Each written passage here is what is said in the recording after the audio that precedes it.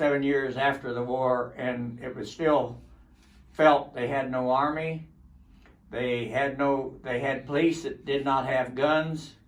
It was a occupied country when I was there. The Japanese people are very nice people, and this is not in my notes, but they were very nice people, and their customs are different than we in the U.S., but we enjoyed it a lot, and I'll tell you more about that later. But I want to get back to World War II.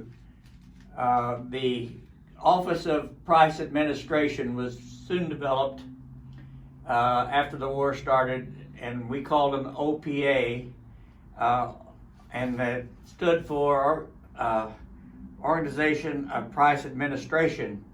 We call it OPA, Order of Overpriced Administration. But they issued red stamps for some meat and lard. Lard, you say? Yeah, we sold lard out of the buckets, 5-gallon buckets. Anybody wanted to come in and buy a pound of lard in our store, we delivered it. I remember well. Much like vinegar and 50-gallon jugs that we talked about, 50-gallon barrels that we talked about earlier. But red stamps were for meat and lard, blue stamps for about everything else we ate. You notice I said about, because that leaves me some margin for error. We had sugar stamps, we had gas stamps. The normal person got 3 gallons of gas per week. If you had a business, you usually got 5 gallons per week. You got 1 shoe stamp per year.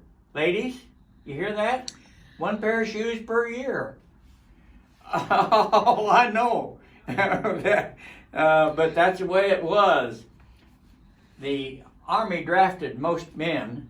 Most women either worked on the farm where I was located or went to the city to work in munition or aircraft or tank plants of some kind of war effort. The government also had a savings stamp, defense stamp we called it, that it took a book of 1875. You put stamps in a book for 1875, and 10 years is worth $25. That seemed like big money to us back in those days. I started working for 10 cents an hour in a hatchery. I was probably all his worth, but nevertheless, it was licking stamps and sending out advertising. So some of you who do your advertising know that I'm worth at least 10 cents an hour. Those that don't know, well, you'll never find out probably. But back to my journey in life. The war was over in August of 1945. And the victory in VJ, we called it, victory in Japan. Victory in Europe was over in May the 8th of 1945. So within 5 months, the World War II had ended. But we had a lot of problems. We celebrated in place. I remember my family taking us down to a beach to fish. And not that I didn't go to the beach now and then, but we called them resorts at the time, and a far cry from what they are today. Harry S. Truman was president, and he made the decision with his helpers to drop the atomic bomb that ended World War II. And he signed the